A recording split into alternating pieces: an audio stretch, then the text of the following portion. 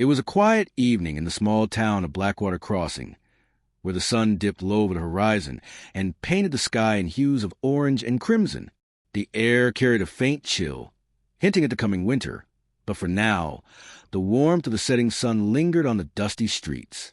Horses neighed softly in their stables, and the occasional creak of a wooden wagon broke the stillness as townsfolk went about their business. At the edge of town stood the widow Harper's ranch, a modest property surrounded by acres of barren land that stretched endlessly toward the horizon. Her husband had been killed during an ambush while transporting gold for the local sheriff 3 years prior, leaving her alone to care for their newborn son, Samuel.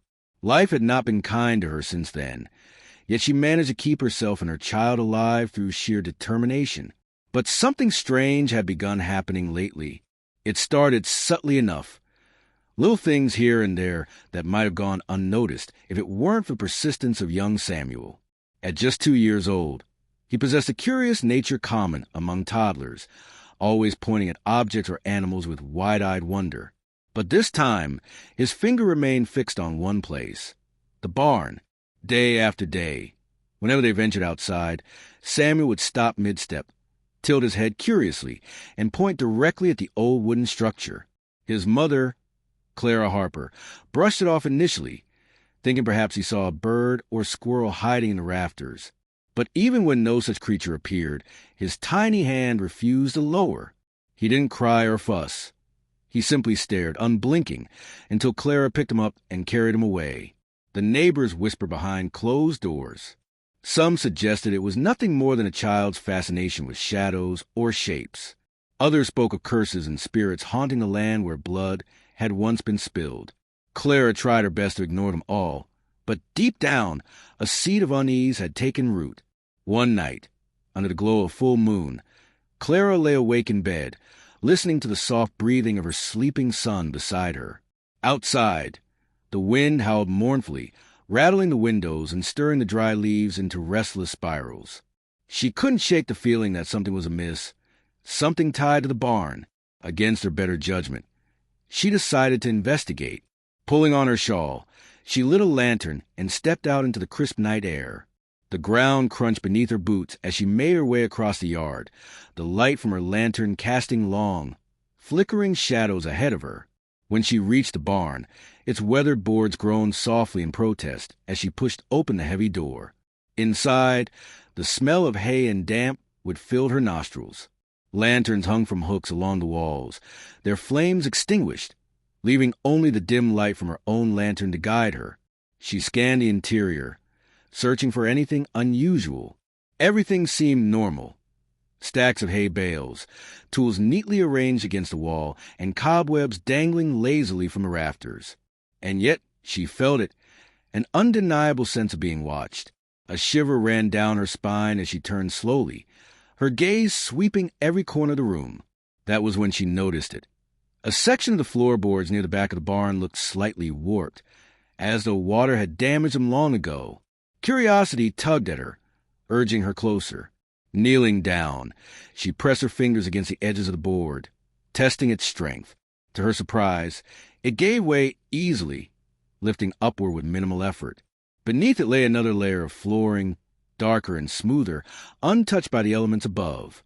Heart pounding, Clara removed several more boards, revealing a hidden compartment below. Her breath caught in her throat as she peered inside. Nestled within the hollow space was a wooden box, its surface etched with intricate carvings that glinted faintly in the lantern light. Carefully, she lifted it out and placed it on the ground before her. With trembling hands, she pried open the lid. Inside, wrapped in oilcloth, lay a bundle of papers and a small leather pouch. Unfolding the cloth, Clara revealed letters written in elegant script, dated years before her husband's death. They were addressed to him, signed by a man named Elias Carter, a name unfamiliar to her. As she read through the correspondence, pieces of a puzzle began to fall into place. Elias Carter had been a partner in crime, involved in illegal activities alongside Clara's late husband. Together, they had planned a heist to steal a shipment of gold destined for the federal mint. However, according to the letters, tensions between the two men had escalated, culminating in betrayal. Carter accused Clara's husband of stealing the lion's share of the loot and disappearing without a trace. In response, her husband denied the accusations, claiming Carter himself had orchestrated the theft. Buried deeper within the box was a map, its ink faded but still legible. Marked on it was an X, indicating a location somewhere beyond the hills surrounding Blackwater Crossing. Little did Clara know, this discovery would set her on a path fraught with danger and revelation. Days turned into weeks as Clara pondered what to do next. The letters and map presented both answers and questions. Was the gold still buried? If so, who else might be looking for it? And why had her husband never mentioned any of this to her? She confided in no one, fearing gossip could reach the wrong ears. Instead, she prepared quietly, gathering supplies and ensuring Samuel was safe and comfortable. One morning, under the cover of dawn, she loaded her horse with provisions and rode toward the coordinates marked on the map. The journey took her through rugged terrain, past winding rivers and dense forests. Along the way, she encountered signs of other travelers, abandoned campsites, broken branches, and scuffed footprints in the dirt. Each clue fueled her suspicion that someone else was searching for the same treasure. By the third day, she reached the designated spot, a secluded clearing surrounded by towering pine trees. Dismounting, she examined the area closely, searching for any indication of disturbance. There, beneath a cluster of rocks, she found what she sought, a freshly dug hole, its edges smoothed over hastily. Clara froze, her heart hammering in her chest. Someone had beaten her to it. Panic surged through her veins as she scanned the surroundings, half expecting an ambush. But the forest remained eerily silent, save for the rustling of leaves overhead. Determined not to leave empty-handed, she began digging around the site, hoping some portion of the treasure had been overlooked. Hours passed, sweat dripping from her brow, until finally her shovel struck something solid. Clearing away the dirt, she uncovered a second chest, smaller and less ornate than the first. Inside, instead of gold, she found journals and personal belonging to Elias Carter. As she flipped through the pages, a chilling realization dawned upon her. The letters she had discovered in the barn told only part of the story. Hidden within the journal entries were confessions of murder, Carter admitting to killing her husband during a dispute over the stolen gold. Guilt-ridden and desperate, he had buried the evidence far from prying eyes, intending to return later and claim it for himself. But fate had intervened. Somewhere along the line, Carter met his end, leaving behind only fragments of his dark legacy. Returning home, Clara faced a choice. She could destroy the journals, erasing the painful truth forever, or she could expose the secrets buried alongside the treasure. Ultimately, she chose the latter, delivering the documents to the authorities in hopes of bringing closure to those affected by Carter's actions. As for the gold, it remained missing, lost to time and greed. Yet, Clara found solace in knowing her husband's memory had been vindicated. And though Samuel continued to point at the barn from time to time, his mother smiled gently, understanding now the reason behind his persistent curiosity. In the end, life moved forward, as it always does, carried with the echoes of stories untold and lessons learned. For Clara Harper, the widow of Blackwater Crossing, peace came not from riches, but from uncovering the truth and finding strength in the face of adversity. The days that followed were filled with a strange mix of relief and unease. Clara Harper had done what she believed was right, but the weight of her discoveries lingered heavily on her shoulders. The journal she had handed over to the authorities painted a grim picture of betrayal, violence, and greed, a story that left little room for redemption. Yet, as the weeks passed, life at the ranch slowly returned to its usual rhythm. Samuel continued to grow, his laughter echoing through the house like music, bringing light to even the darkest corners of Clara's heart. But the barn remained a place of mystery. Though Clara had uncovered the hidden compartment and the secret it held, there was still something unsettling about the old structure.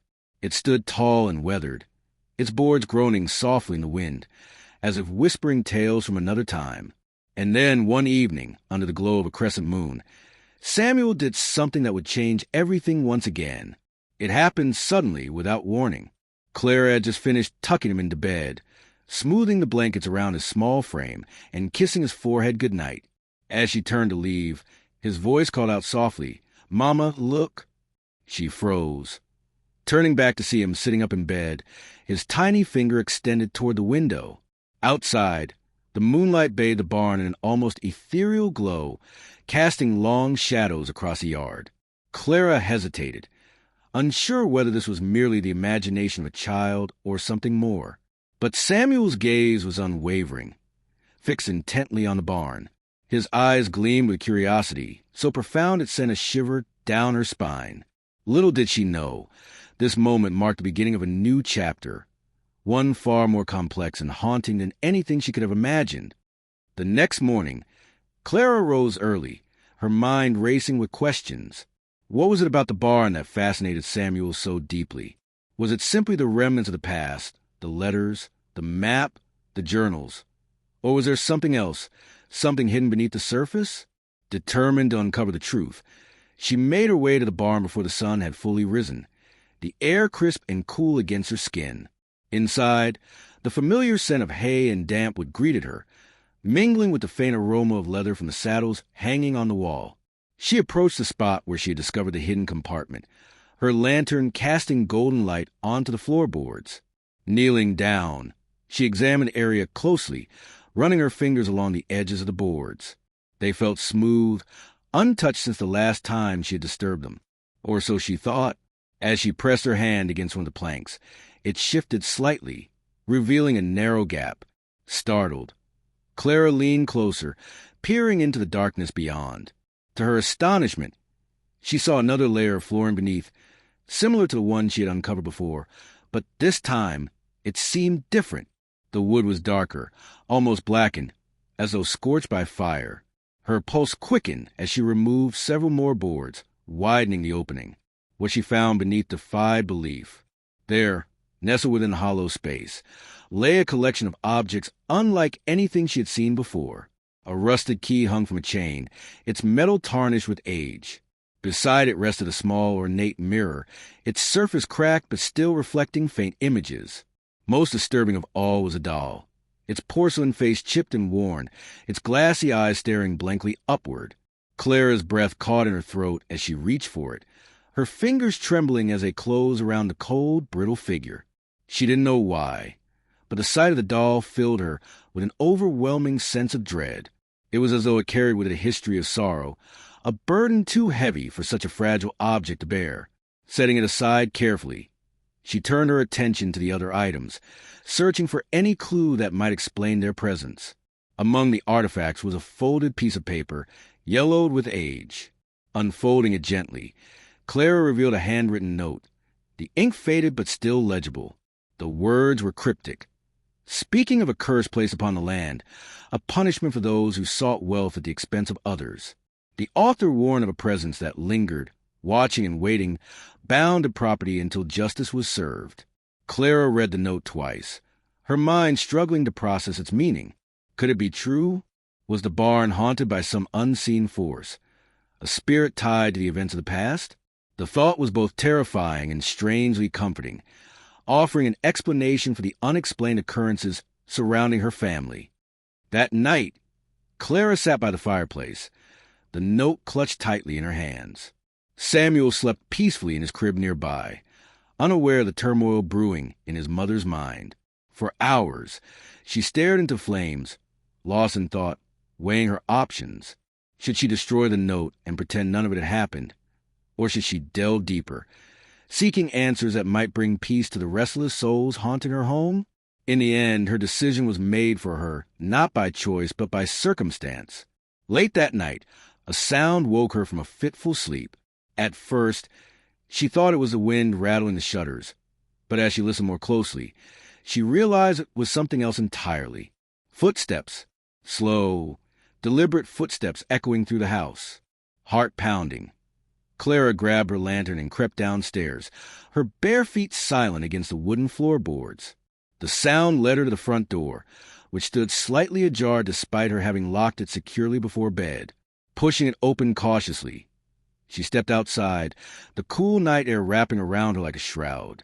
And there, standing in the moonlight, was a figure cloaked in shadow. Its form was indistinct, blurred as though seen through water, yet Clara knew instinctively that was not human. Panic surged through her veins, but she forced herself to remain calm, holding the lantern high above her head to illuminate the stranger. "Who are you?" she demanded, her voice steady despite the fear gripping her chest. The figure did not respond, but instead raised a hand, pointing silently toward the barn. Clara's breath hitched as recognition dawned. This was no ordinary visitor. It was a specter, a ghost tied to mysteries buried within the walls of her home.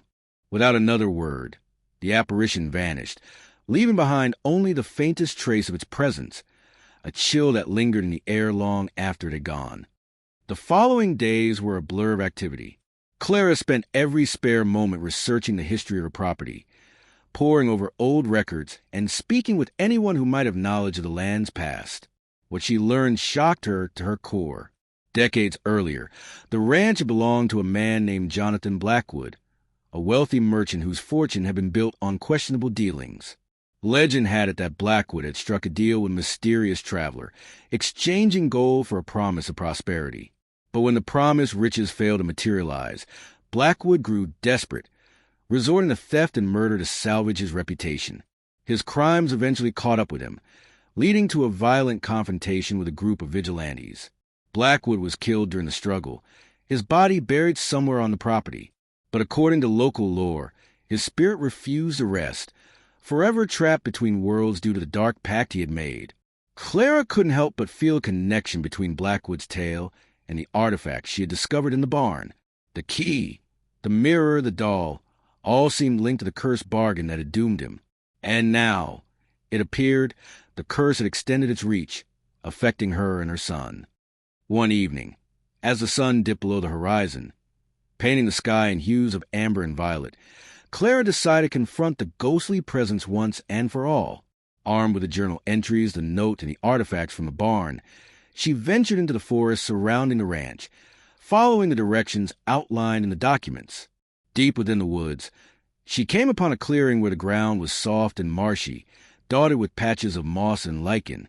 At its center stood an ancient oak tree, its branches twisted and gnarled, reaching skyward like skeletal fingers. Beneath the tree, Clara uncovered a stone marker, half buried in the earth.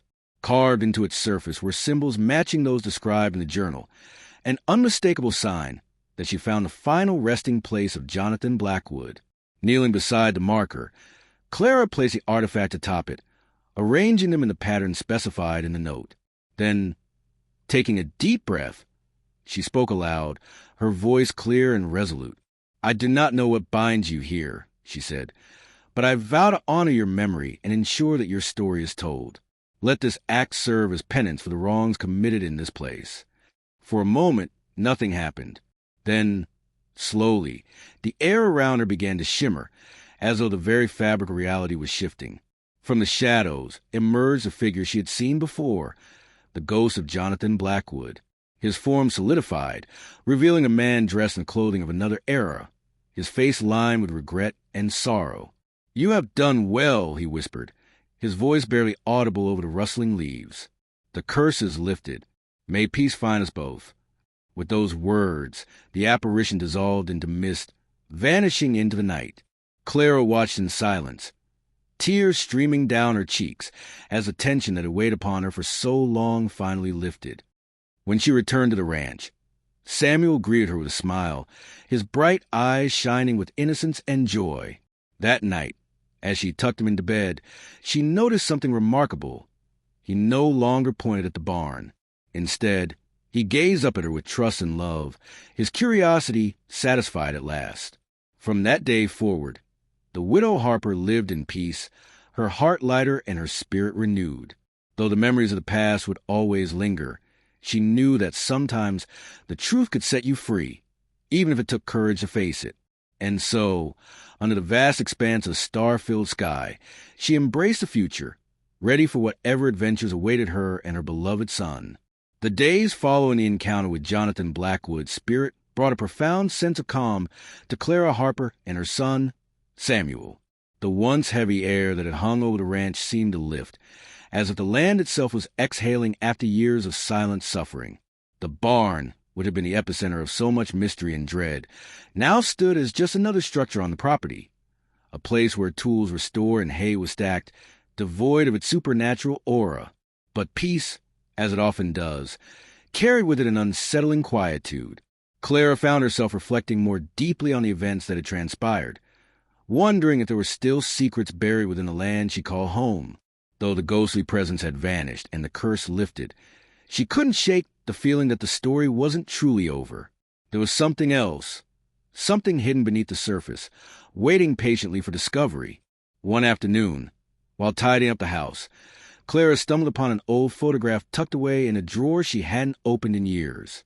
It was a faded image of her late husband, Thomas Harper, standing alongside a man she didn't recognize. The stranger wore a wide-brimmed hat and a long coat, his face partially obscured by shadow. In his hand, he held what appeared to be a map, identical to the one Clara had found in the barn. Her breath caught in her throat as she studied the picture closely. Who was this man? And why had he been with Thomas? Questions swirled in her mind, each one pulling her further into the labyrinth of mysteries surrounding her family's past. She resolved to investigate further, determined to unearth any remaining truths before they could fester into regrets. That evening, under the covered darkness, Clara returned to the barn. Armed with lanterns and determination, she began a meticulous search of the space, examining every corner and crevice for signs of anything unusual. Hours passed, and though she uncovered nothing new, her persistence paid off when she noticed a loose stone embedded in the foundation near the back wall. Kneeling down, she pried the stone free, revealing a narrow tunnel leading downward into the earth. Her heart raced as she descended cautiously, her lantern casting flickering shadows against the damp walls. The air grew colder as she ventured deeper, until finally she reached a small chamber carved out of the rock. Inside, Clara discovered a chest similar to the one she had found earlier, its surface etched with intricate carvings that glinted faintly in the lantern light. With trembling hands, she opened the lid, revealing yet another trove of artifacts, letters, maps, and personal belongings belonging not only to Elias Carter, but also to other individuals whose names were unfamiliar to her. As she sifted through the contents, a letter addressed to her husband caught her eye. Written in hurried handwriting, it spoke of betrayal, not from Carter, but from someone closer to home. A partner, unnamed in the text, had conspired against Thomas, orchestrating the ambush that ultimately led to his death. The word sent chills down Clara's spine, forcing her to confront the possibility that the tragedy that had shattered her life may have been orchestrated by someone she trusted. Determined to uncover the identity of the traitor, Clara spent the next several weeks piecing together clues from the documents she had found. Each fragment of information added layers to the complex web of deceit and corruption that had ensnared her family. Along the way, she learned of a network of criminals operating across the frontier, their operations spanning multiple territories and involving figures of considerable influence. Among the names mentioned in the correspondence was that of Sheriff James Grayson, a man who had been instrumental in investigating Thomas's murder.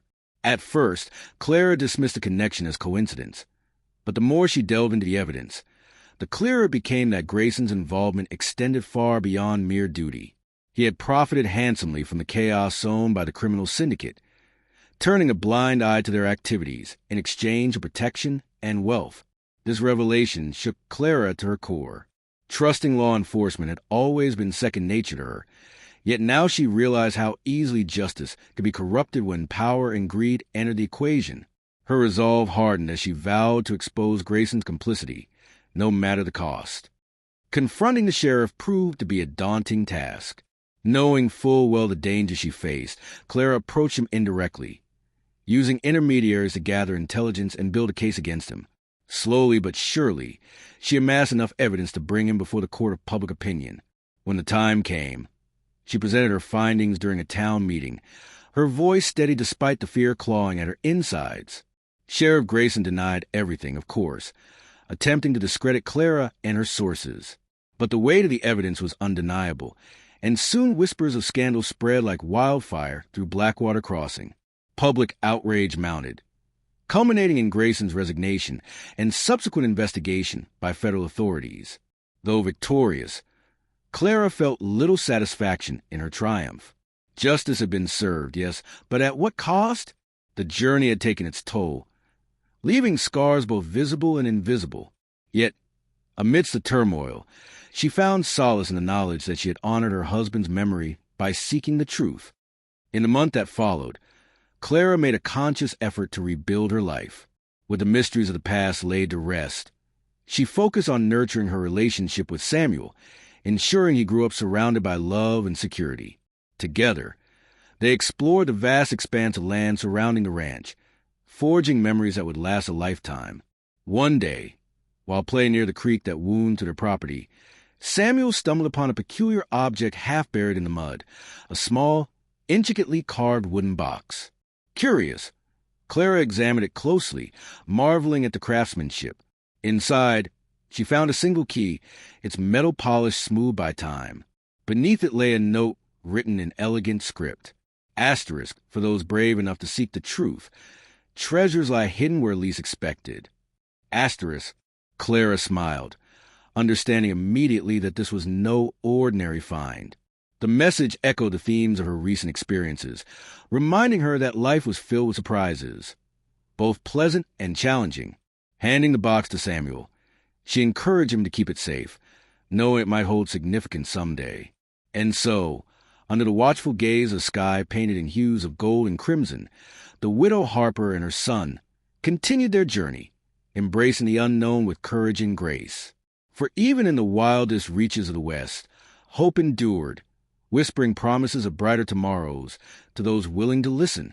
The days passed like pages turning in a well-worn book, each one bringing new challenges and quiet triumphs to Clara Harper and her son, Samuel.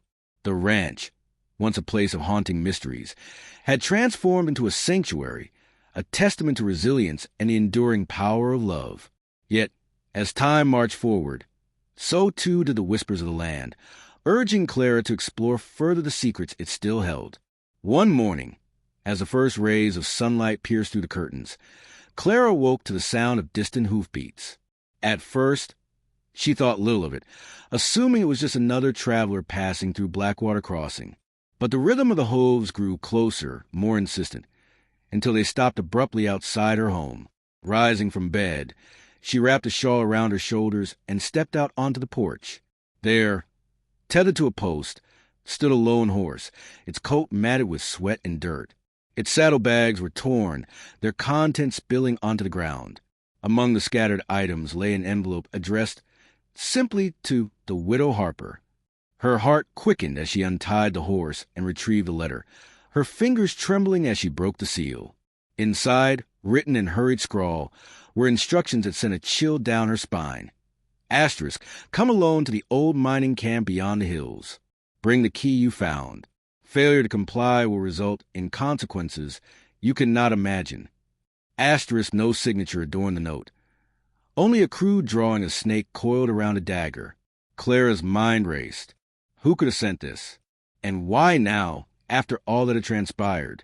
Though fear gnawed at the edges of her resolve, she knew she had no choice but to obey. If anything had happened to Samuel, or worse, if someone intended harm upon him, she would do whatever it took to protect him. Armed with the lantern, the key from the wooden box, and a revolver hidden beneath her cloak, Clara set off toward the hills under the cover of night. The journey was arduous, the path treacherous and fraught with shadows that seemed to stretch endlessly before her. By the time she reached the abandoned mining camp, dawn was breaking, casting a pale light over the desolate landscape. The camp was a ghost of its former self, its structures crumbling and overrun with vines. Clara dismounted her horse and proceeded cautiously, her boots crunching against the gravel-strewn ground. The air was thick with tension, every rustling leaf and creaking timber making her heart skip a beat. At the center of the camp stood a dilapidated cabin, its door hanging crookedly on its hinges. From within came the faint sound of movement. Drawing her revolver, Clara approached slowly, her senses heightened. Pushing the door open with the barrel of her gun, she stepped inside. What she saw defied belief. Seated at a rickety table was none other than Sheriff James Grayson, the very man she had exposed for his corruption months earlier. His appearance had changed drastically since their last encounter. His once immaculate uniform was tattered, his face gaunt and lined with desperation. Beside him sat a figure cloaked in shadow, their identity obscured by the dim light. "You shouldn't have come here," Grayson sneered, his voice laced with malice. But then again, I suppose curiosity killed the cat. Before Clara could respond, the cloaked figure rose from their seat, stepping into the light. To her astonishment, it was a woman middle-aged with sharp features and piercing green eyes. She introduced herself as Eleanor Whitmore, a former associate of Elias Carter and Jonathan Blackwood. "The key you carry," Eleanor began, her tone measured yet menacing, "is far more valuable than you realize. It opens not just a lock, but a doorway to a fortune buried deep within these lands. A fortune meant for those who dare to claim it." Clara's grip tightened on her revolver. "And what happens if I refuse?" Eleanor smiled coldly. "Then your precious boy pays the price." Panic surged through Clara, but she forced herself to remain calm. "You underestimate me," she replied evenly. "I've faced worse than either of you. Do you truly believe threats will sway me?" For a moment, neither Grayson nor Eleanor spoke. Then, as if sharing some unspoken agreement, they gestured for Clara to follow them deeper into the mine shafts beneath the camp. Reluctantly, she complied, her lantern casting flickering shadows against the walls as they descended into the earth. The tunnels stretched endlessly, their air thick with the scent of damp stone and decay. Clara's footsteps echoed softly, mingling with the sound of dripping water. Finally, they arrived at a chamber unlike any she had seen before. Carved into the walls were symbols matching those on the artifacts she had discovered in the barn. Symbols tied to the cursed pact made by Jonathan Blackwood decades ago. At the center of the room stood an ornate chest, its surface encrusted with jewels and gold. It was locked, of course, waiting for the key Clara carried. Eleanor extended her hand expectantly. "Hand it over," she commanded. Clara hesitated, weighing her options. If she gave them the key, they would surely double-cross her. But if she refused, Samuel's life might be forfeit. In that moment, inspiration struck.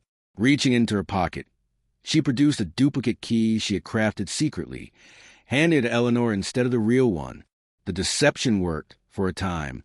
Believing they had succeeded, Eleanor and Grayson unlocked the chest, revealing its contents. Stacks of gold coins, jewels, and documents detailing the criminal empire they had sought to rebuild. But as they reveled in their supposed victory, Clara acted swiftly, using the distraction to overpower them. With both captives bound and gagged, Clara sealed the chest shut once more, refusing to let the treasure fall into the wrong hands. She left Eleanor and Grayson trapped in the chamber, vowing to return with reinforcements to ensure justice was served.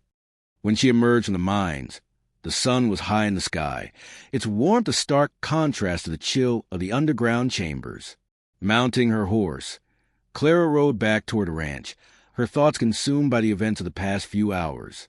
Though victorious, she couldn't help but wonder how many more secrets lay buried in the land she called home. Back at the ranch, Samuel greeted her with open arms, his laughter filling the air like music. For now, the danger had passed, and peace reigned once more. But Clara knew better than to believe the story was truly over. The Wild West, with its endless horizons and hidden truths, promised adventure and peril at every turn. And so, under the vast expanse of star-filled sky, Clara Harper prepared herself for whatever challenges lay ahead, ready to face them head-on, armed with courage, wisdom, and the unwavering love of her family. For even in the wildest reaches of the frontier, hope endured, whispering promises of brighter tomorrows to those brave enough to seek them.